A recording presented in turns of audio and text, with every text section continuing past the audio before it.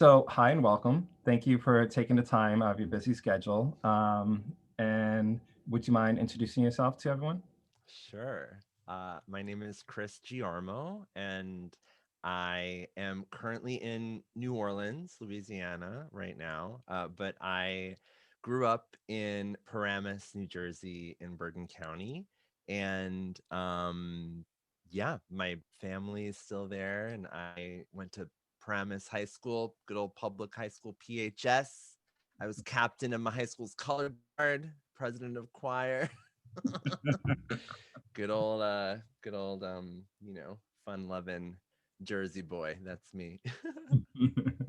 Oh, and congratulations. I heard there's another little baby on the way. So, Yeah. Me and my two friends, these two incredible women that I went to college with, we're creating like a future family together. I'm not the official father, but I'm just the biological helper, and I kind of swing in every now and then to just help out. It's a pretty sweet deal.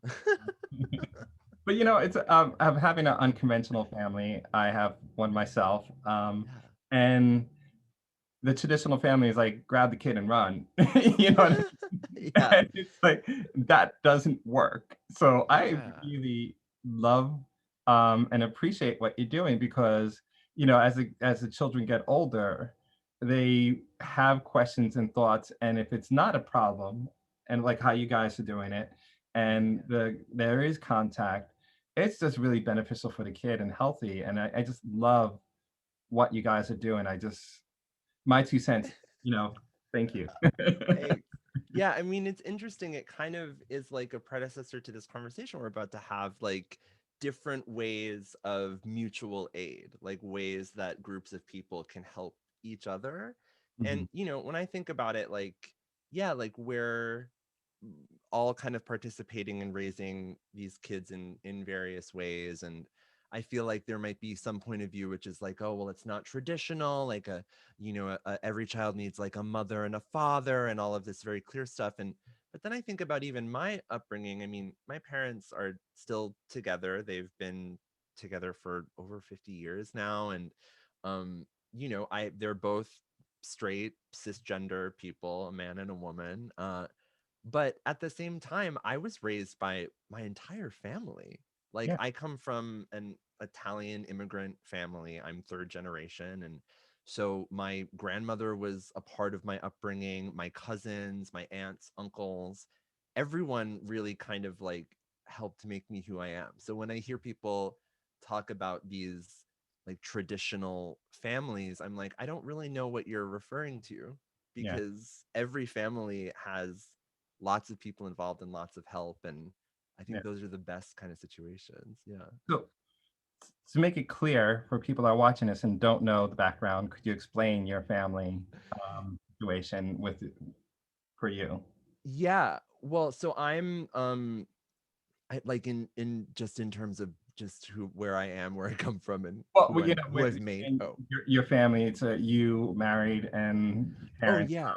So I'm married to my husband, Nathan. We got married here in Louisiana. Oh my goodness, 3 years ago. We've been together for 13 years, so um we consider like that our real kind of anniversary. The marriage thing was just gravy. We just did it because it became legal and it sounded really cool to stick it to the man and get gay married in Louisiana.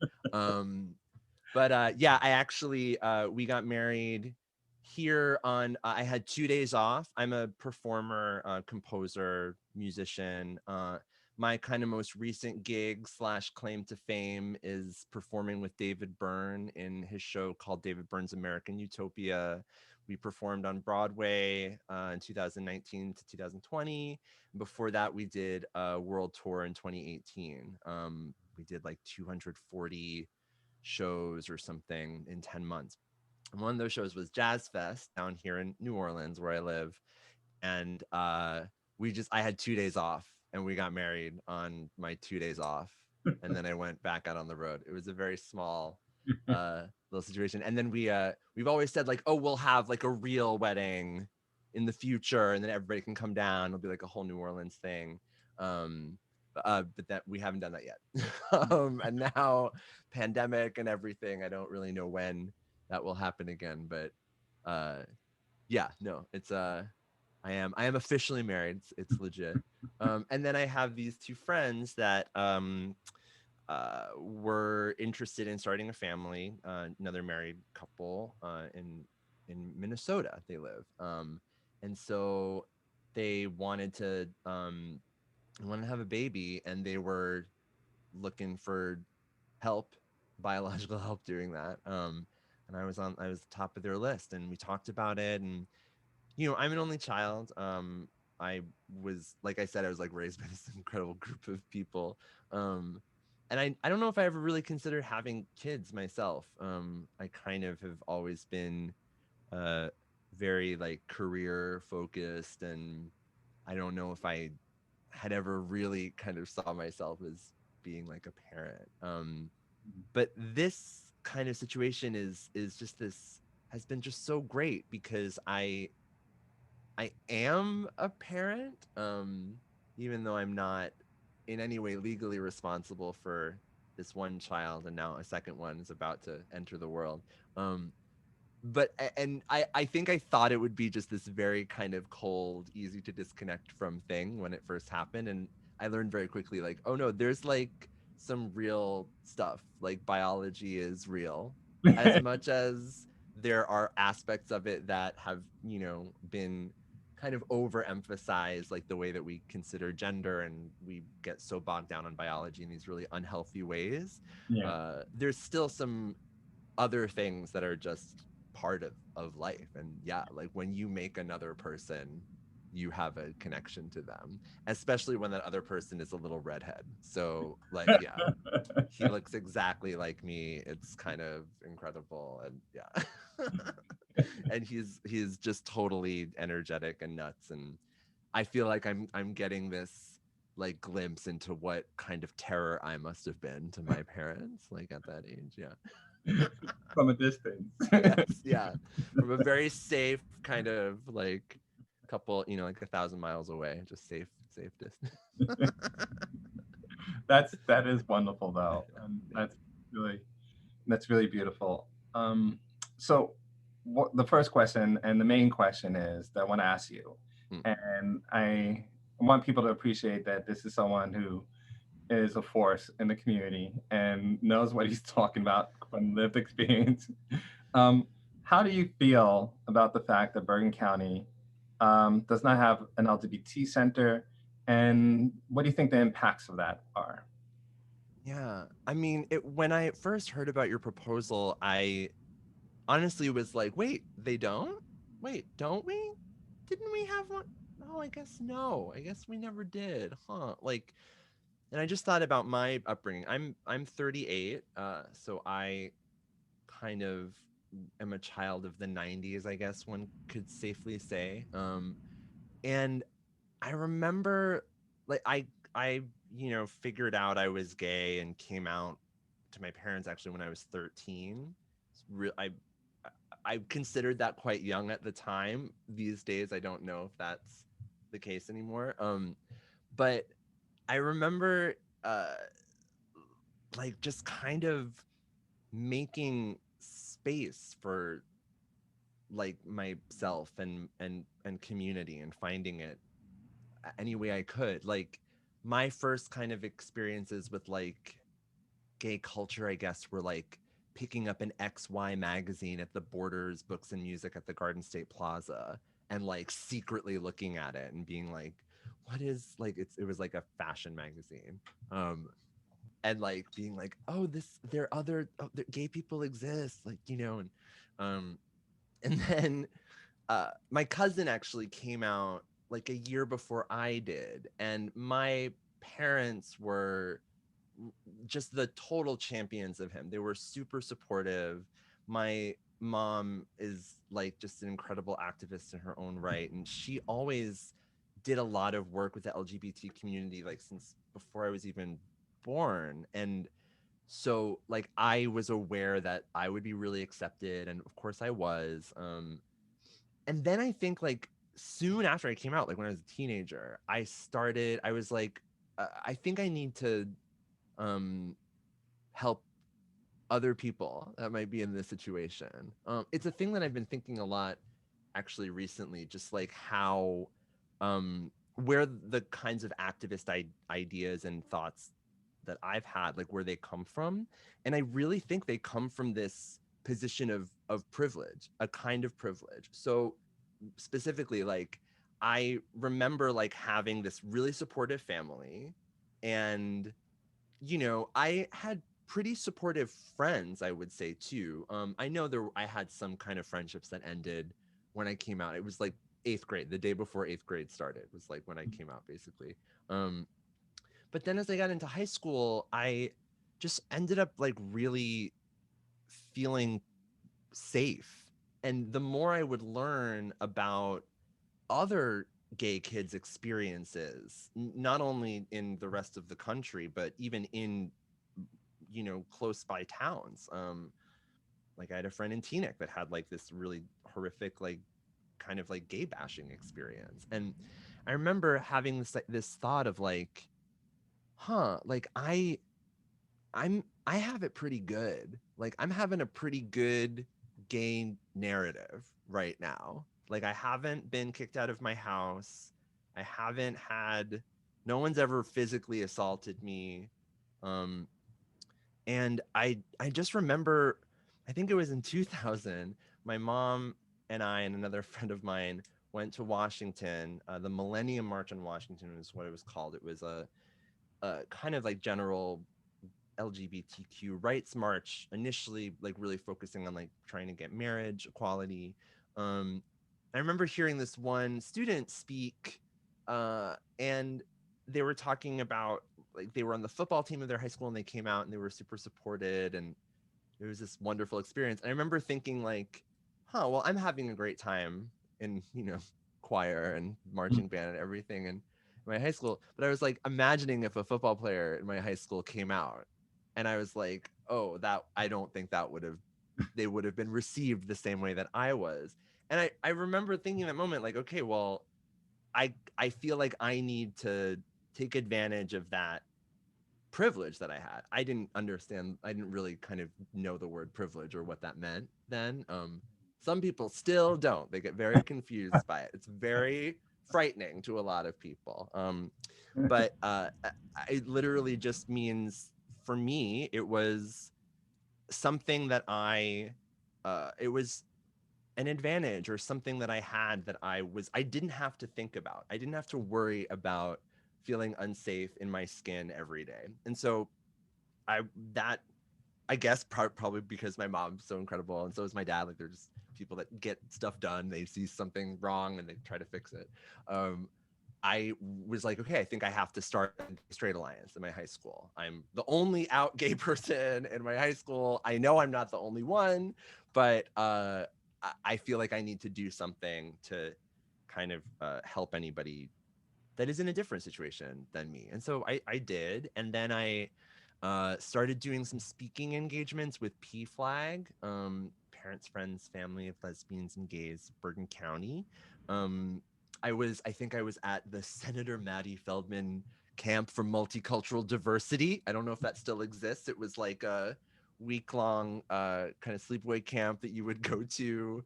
Uh, it's incredible. Like when thinking back on it, it's like, oh, this is amazing. Like learning about different groups of people. It was like the first time I saw the film Schindler's List. Like that was like one fun movie night. Just like a lot of like confronting a lot of injustice and oppression that has existed throughout history. Remember there were like some speakers from PFLAG, and I ended up like sharing my story with them in this group session. And PFLAG is incredible, of course. But often, at least at this point in time, they were a lot of older parents that, as a teenager, it was like I was trying to connect with them, but hearing stories about like their kids coming out in the 70s just did not relate to me at that moment in time. Um, and so I was talking more just about my experience, and I think they ended up just asking me like, would I be willing to come back next year and speak with them? And then I did.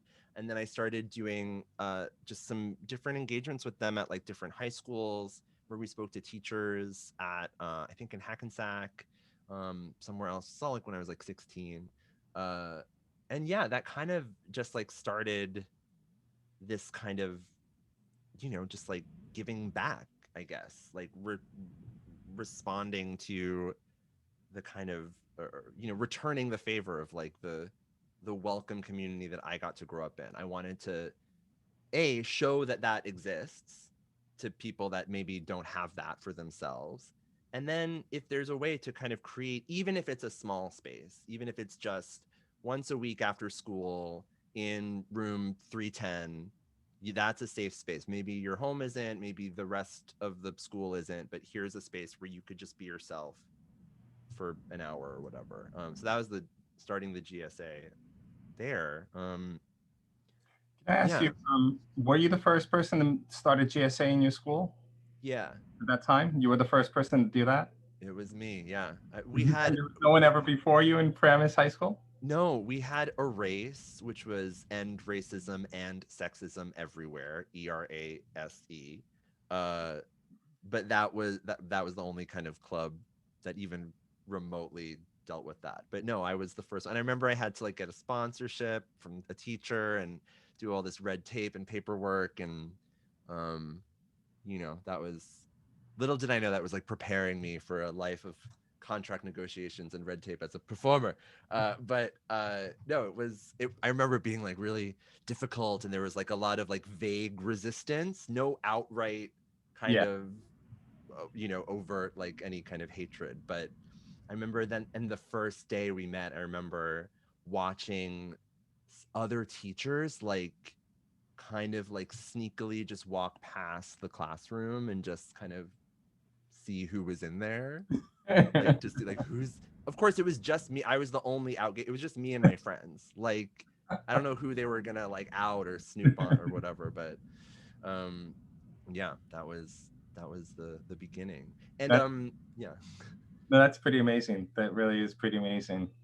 And I think it was also like I also had these other kind of experiences. Maybe it was like while I was starting the GSA, of these other kind of organizations in Bergen County and also out in Morris County. Actually, like there was this party. It was like a high school, like a junior high to high school age, like under 18, like party, dance, like a social dance, like a prom type thing. But it happened like every couple months, I think, in Morristown.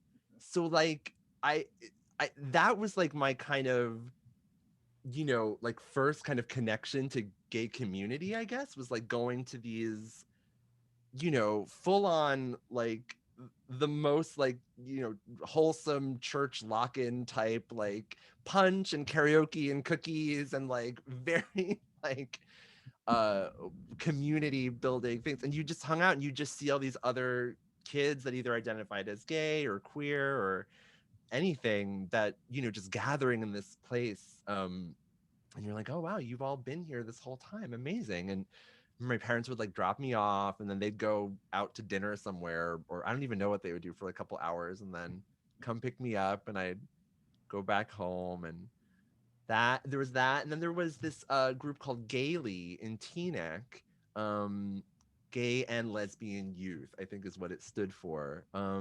And that was also like a weekly meeting that I would just go to, and it was really just to hang out with other LGBTQ people, and with no agenda, just like talk about issues that we're having. It was like a little bit of therapy. It was a little bit of like history, learning about just the history of queer culture in America. And Mhm. those things I think were really valuable to me. And I view those as really separate from the kind of experience I had when I started going to the city. Like when I heard about your proposal, I was like, I feel like there might be some resistance to building something in Bergen County. People might be like, well, You just go to New York. There's Exactly. a LGBTQ center in New York. Yeah. Why do you need one here? What? That is actually what I hear a lot. Like, there's various different reasons and thinking, and that's one of them. And I'm like, well, because people live here, you know, and Yeah. we pay taxes here, and we deserve to have rights here. We shouldn't have to go to another state or another county, you know, Yeah. and take from them when we live here and be in a very rich county. That's why. Yeah. I mean, like, there's so many there's so many types of people that an LGBTQ center would help, like in terms of age, demographic, identity, all kinds of things. But just specifically thinking about like me growing up as like a youth in New Jersey, like the kind of safe spaces I had that were local were I don't think I was even aware of them as like being really safe, but Mhm.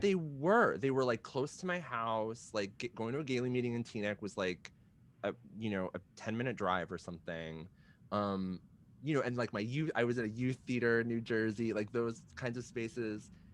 They were really great and welcoming, but also really safe in a way that I don't think I really understood until I was like going into the city at night, like trying to sneak into clubs and stuff when I was like a teen, like, which is what you have to do if you're like trying to experience gay culture, but you live in New Jersey in the 90s. You got Yeah. to go there. And that's, it's just not as safe. Not only like physically, like you're out at night in Alphabet City somewhere, Yeah. but like also just like you're not from there. As much as we want to be from New York City and tell of all of our friends from the Midwest that that's where we're from, we're not.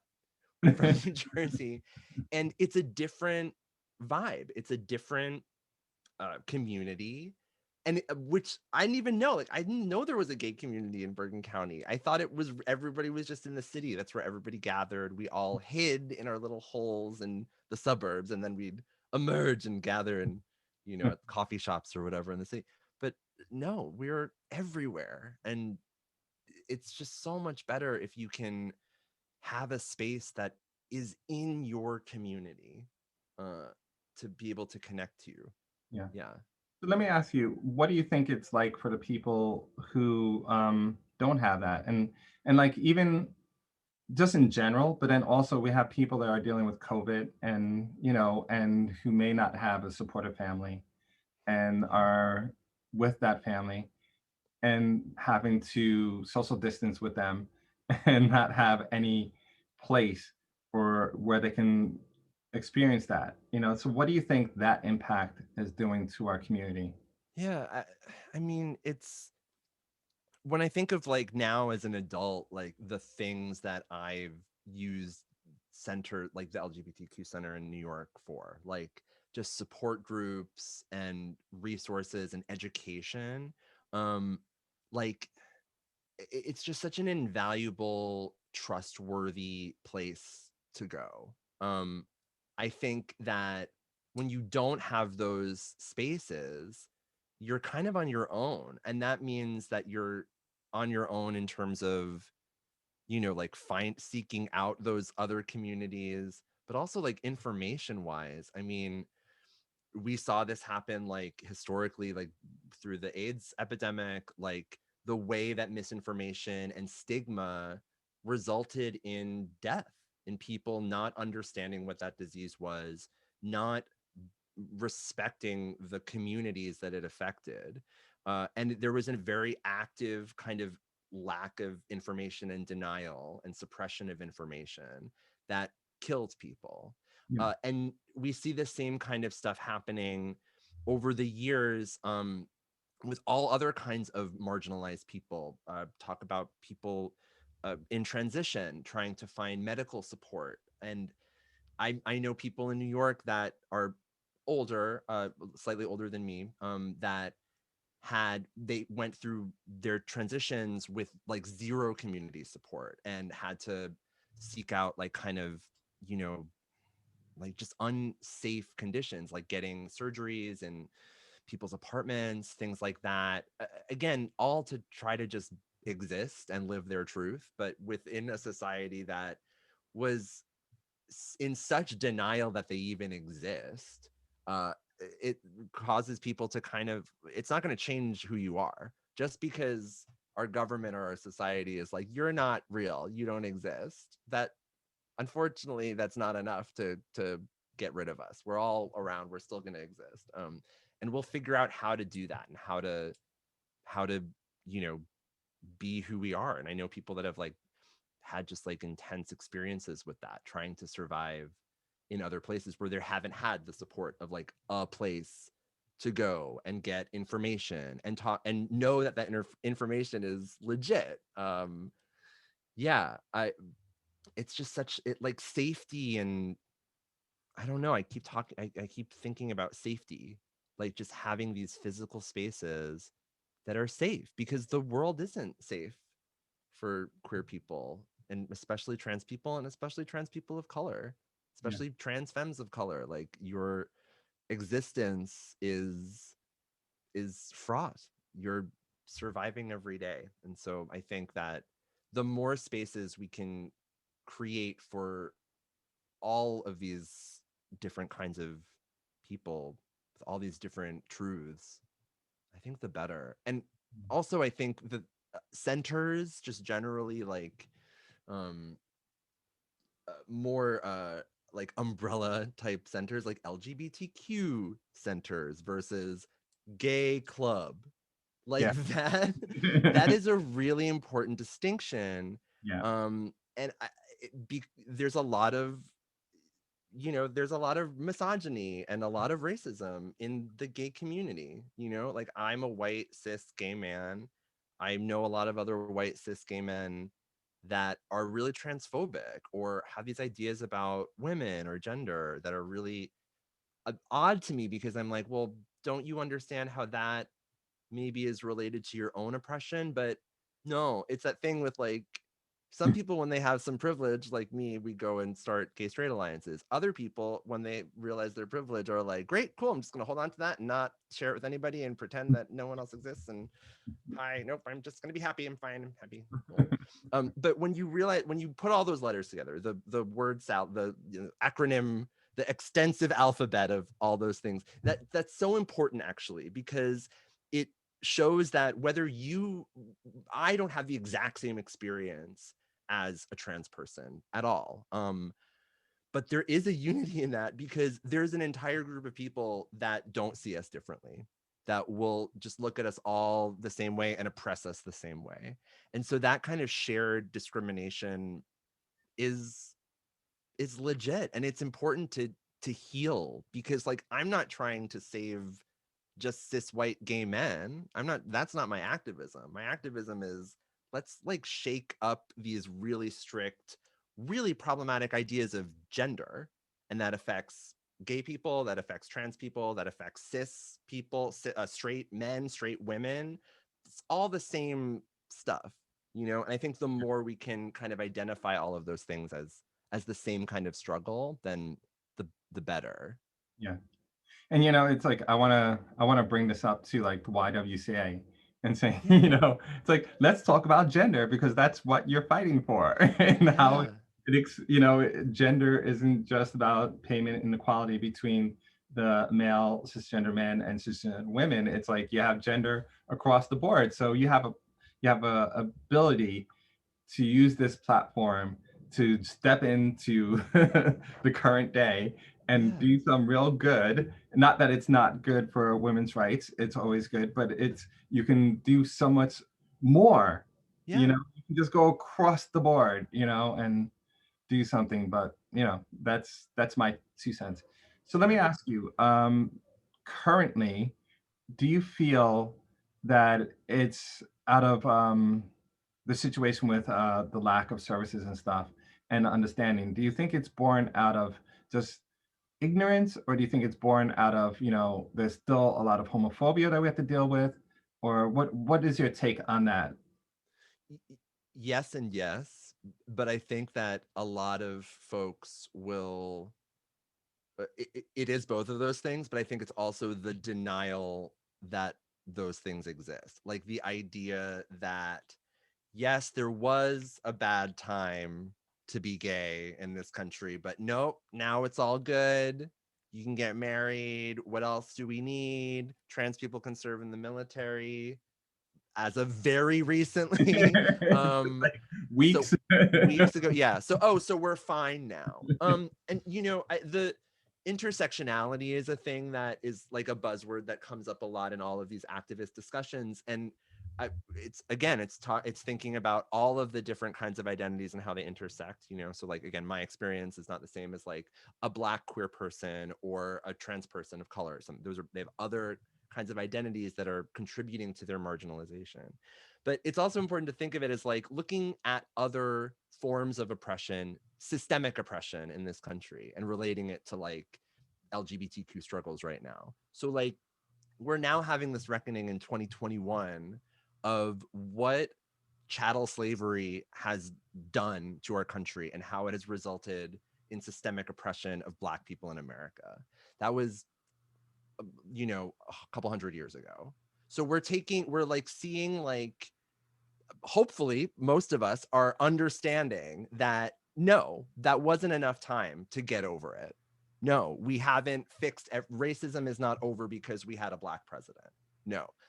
So I think looking at that example, you're like, okay, well, if that social justice issue has still not been solved, then how could I really look at, say, like, oh, well, gay people have been able to get married for what, 10 years now or something? Oh, they should be fine by now.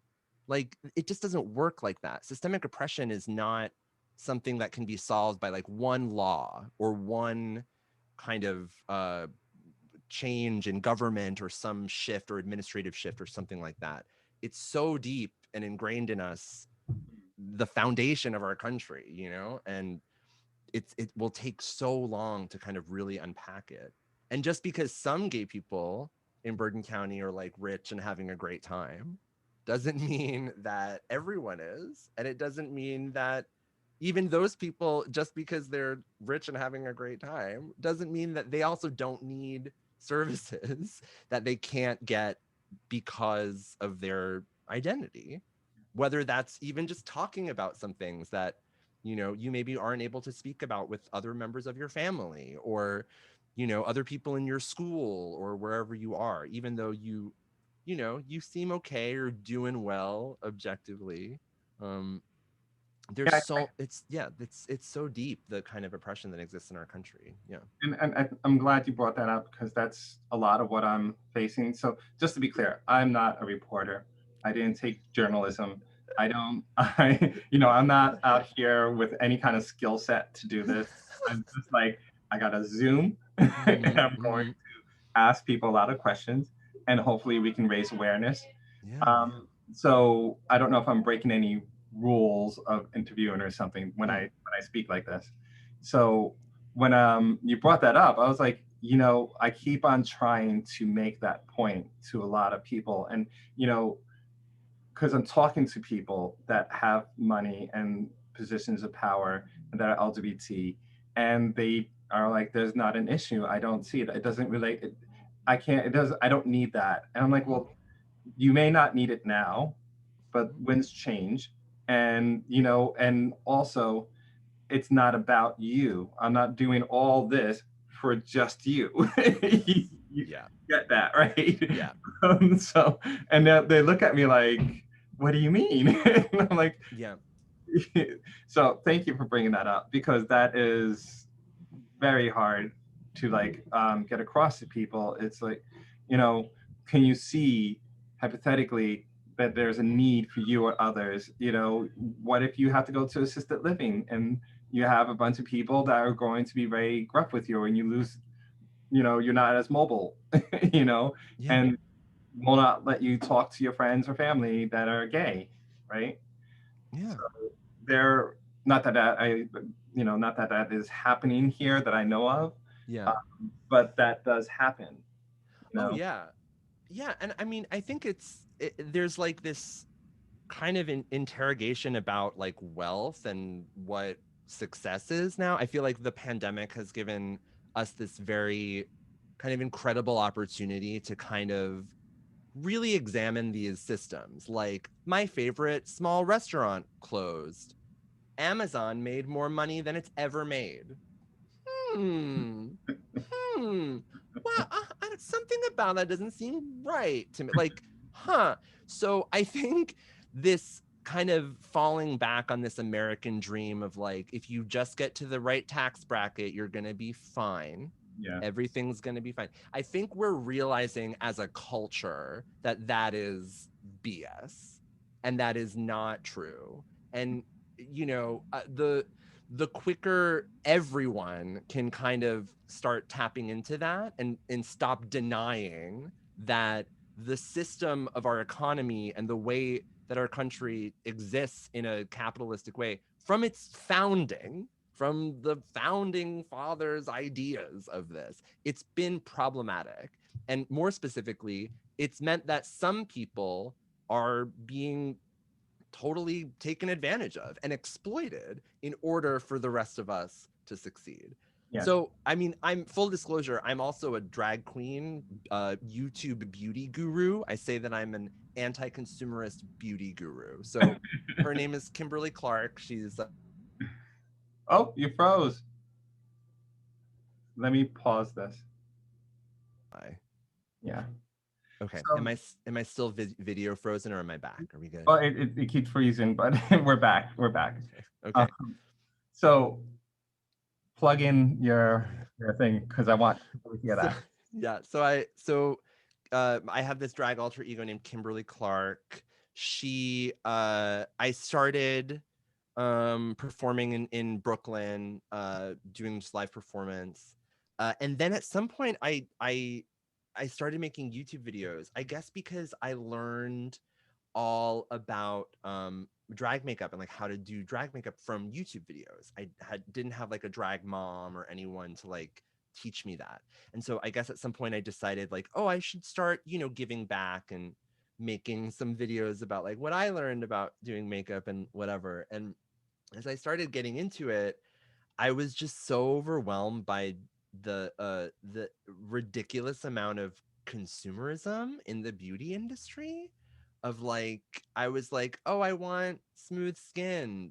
So I have to buy like 50 products to get that. Like I was like, "Huh, so interesting." And I grew up like I was socialized male. I am pretty cis. I'm pretty kind of mask presenting, I guess one could say. And so I wasn't kind of constantly bombarded with that marketing of like, objectify yourself, like be pretty, like supermodels, like all this whole kind of thing. And so I was like here in my 30s, like suddenly confronting like makeup marketing. And I was like, well, doesn't this doesn't feel very good in any way.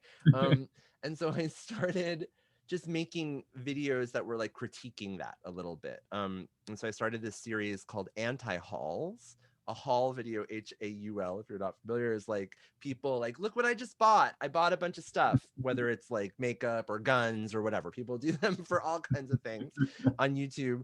And they're literally just vicarious shopping. Like it's not a review, it's not like a consumer review thing. No, it's just I bought this. I think it might be fun. Yay. Okay, I bought this. It looks cool. Like so you can watch it and just be like, "Ooh, maybe I should buy that," with, for no reason. So I started this thing where I was just like doing really sassy kind of drag queen takedowns of all these new makeup products. Like, don't buy this. It smells like peaches for no reason. Why would you spend $50 on that? And I was just like being very sassy and it took off like wildfire. So like suddenly people started subscribing to me and I ended up like I have like 70,000 YouTube subscribers now, which I'm proud of that number, but I'm actually more proud of the fact that anti-hauls as like a form kind of took off. And so there are millions of anti-haul videos on YouTube now. And like every huge beauty guru, like Jackie Aina, like Tati, like Nikki Tutorials, like all these people have done anti-hauls. And some of them know who I am and some of them don't. And I do not care.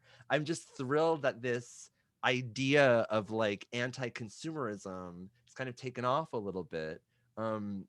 Yeah, and it's I've Kimberly, she my alter ego. She's been MIA for a while. I've been busy. I've been doing a lot of other things as Chris. Um, but I've been working on some kind of ways to bring her back and like how to really think about what all of these things that I was just kind of talking about of like how the pandemic has forced us to confront some of these tendencies regarding like where we put our resources, et cetera.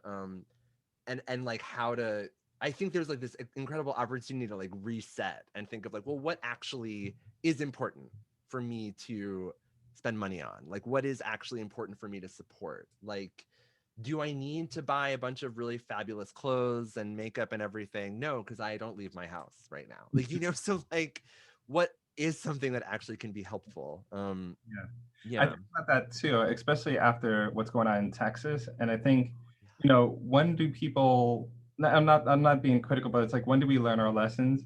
So people are living in Texas are burning their furniture to keep warm. Mm-hmm. We're doing that and really struggling to survive. And then he comes back and we're like, oh, oh, everything's fine. Pandemic's over. Yeah. Oh, oh, oh, everything's fine. Yeah. So, when are we going to pause? Yeah. How Yeah. many crazy situations do we have to live in before people start making these changes? Yeah. And I mean, living here in New Orleans has been such an incredibly educational experience for me. I mean, my husband is from here. He's from North Louisiana, and his family's from New Orleans. His grandma grew up on Ursuline Street down in the French Quarter, and it's been this just incredible, especially now. Mutual aid is like a thing that exists. Like people know what that is now. Like everyone's using GoFundMe's to like feed each other, and like everyone's posting on Instagram like different donate places to donate to, etc. Like we're kind of understanding like, oh yeah, we can help out each other. We can do things for each other that maybe our government should be doing but isn't doing. That's We can do that. We can take care of ourselves. I have friends in Texas that have been just like so help, like they have food and they have water and resources and they're like fully willing to share that with people. They're meeting their neighbors like for the first time. That's something I never did in New York really. But in New Orleans it's this thing that it's happening here too. There's tons of mutual aid. We just had this very dystopic Mardi Gras where there were no parades, and that's usually the weekend where most businesses make like all of their money, and so nothing happened. It was shut down. And so there was a ton of mutual aid of organizations like helping people like buy gift cards for different bars and restaurants like to use in the future, and trying to keep these businesses alive. And it was interesting to think about like, oh, it just seems so natural here, and having this kind of revelation that like mutual aid clubs are what Mardi Gras crews are. Like Mardi Gras is like a, if you're not familiar, my old Jersey friends, it's carnival. It's Fat Tuesday. It's the day before Ash Wednesday. Big old party in New Orleans. It lasts for like a couple months actually. But leading up to it, and there are these crews, Krewe, which are like different clubs that do different parades, etc. But that comes out of this tradition of mutual aid clubs. So different groups of like, different families, different people coming together and like putting money into a pot every month so that they were able to, if they ever needed money for like a loan or something, they were able to kind of get that from the mutual aid club. Um, it was an incredibly important part of the way that Black culture was able to survive in this city and like continue post slavery through Reconstruction, through Jim Crow, and basically like allow Black people to like maintain community here. So that idea of mutual aid, of like people just helping each other, it's trending and it's new now all over the country, but here it's been very much like an open part of society. And so I'm thrilled to see it happening other places. At the same time, I'm like, this is, you could look at how we've been doing it here for 300 years. New Orleans is older than America, you know. Mhm.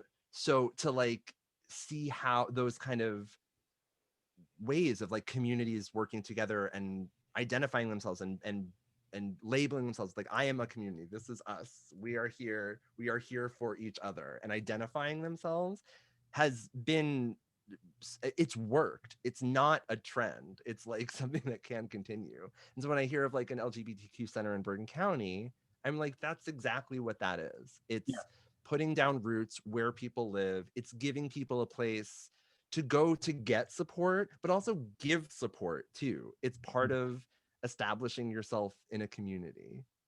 And Yeah. I guess what I would say, because I've met some younger queer folks or LGBTQ people that would say they're like post gay, or they're like, I'm not gay, or I'm like, I don't want to label myself. I don't want to identify with that community. And usually it comes from a place of like wealth and privilege and whiteness, usually.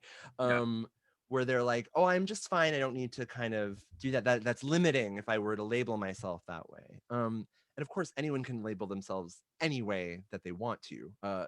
But when you start to let that kind of sever yourself from the history of where you come from, and stop under like if you stop accepting the fact that your freedom and your privilege and everything that you have is only because other members of your community have fought to give you that, Yeah. that I think is really dangerous. And so yeah, like us LGBTQ center is about that too. It's about, if you feel like you're a lovely, happy, middle of the road, moderate Republican gay living in Bergen County, and you don't think that we need any kind of gathering space or something, I'd say cool, good luck with that. Good luck maintaining your privilege while denying the history that allowed you to get it over a couple generations. Like, it'll go away. It's pretty new for us.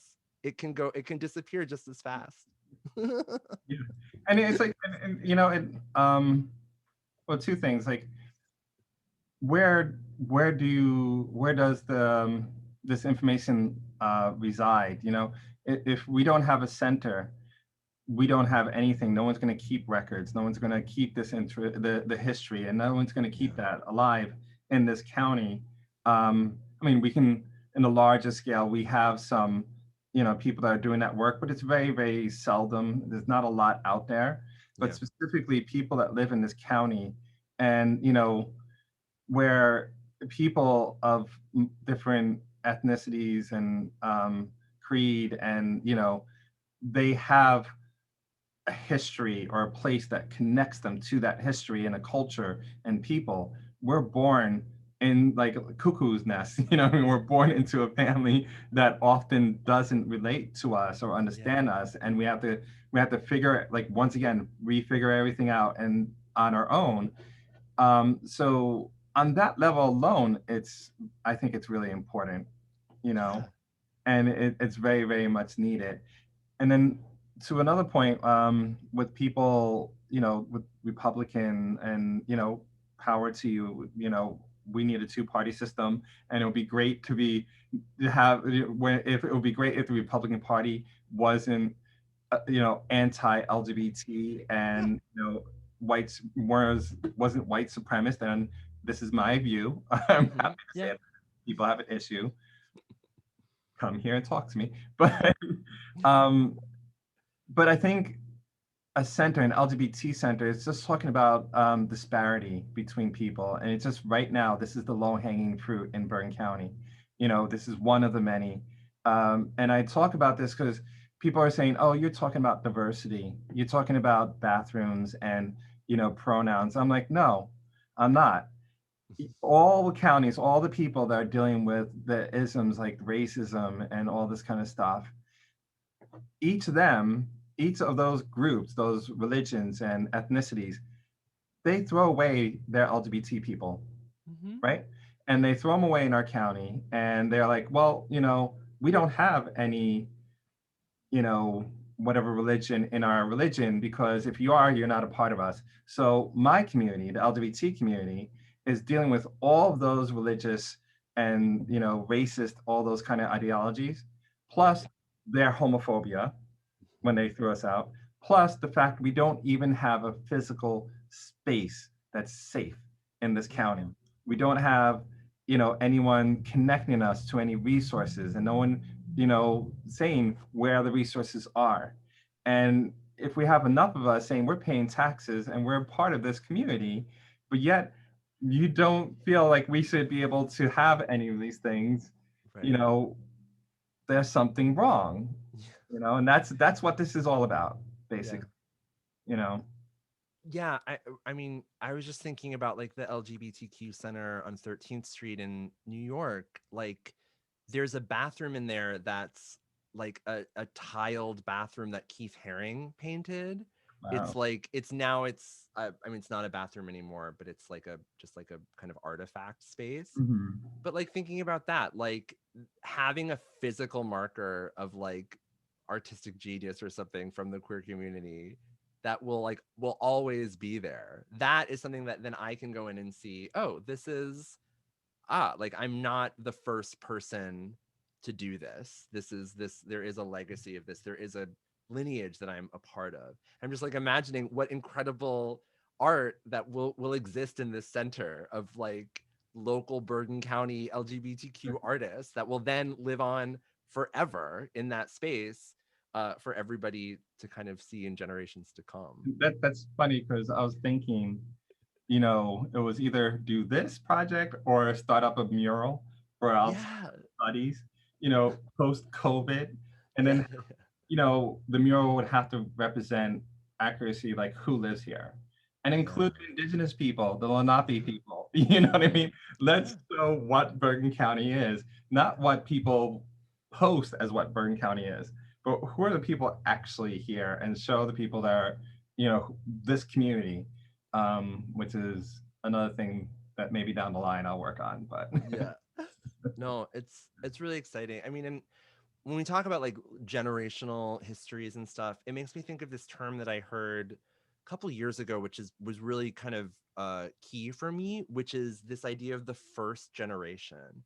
And it's this kind of like sociological or demographic term to talk about um like specifically like gay men that are aging, coming into middle age now, um, being really the first generation of older gay people for a younger generation to look up to. Like, yeah, for instance, I didn't have any older gay people in my life. I had one kind of friend, uncle, who died of AIDS um, when I was, like a teenager or a little older than that. Um, and then like the more I kind of learned about what the AIDS epidemic actually did, like what how many people it wiped out, and thinking about like, oh yeah, like would I have had if that hadn't happened, would I have had these older people to look up to and kind of help me feel okay in my skin and say like, oh no, I'm not just kind of doing this on my own. There's I can look up to people and say like, oh, you can survive actually and be okay. And so that's like another one of this kind of privileges that I have. It's like this responsibility being that. Like I know that when I teach at NYU virtually on Zoom, um, but I know that like just being representing myself as like an older, successful, confident, whatever that means, and queer identified person that's unashamed about that. That's hugely significant for people. And I know that because I didn't have that. And so yeah, like I imagine looking at that and saying like, "Oh wow." So that's like just another kind of this huge responsibility I feel like we have. absolutely, Yeah. absolutely. Yeah, I could talk to you for days, I know.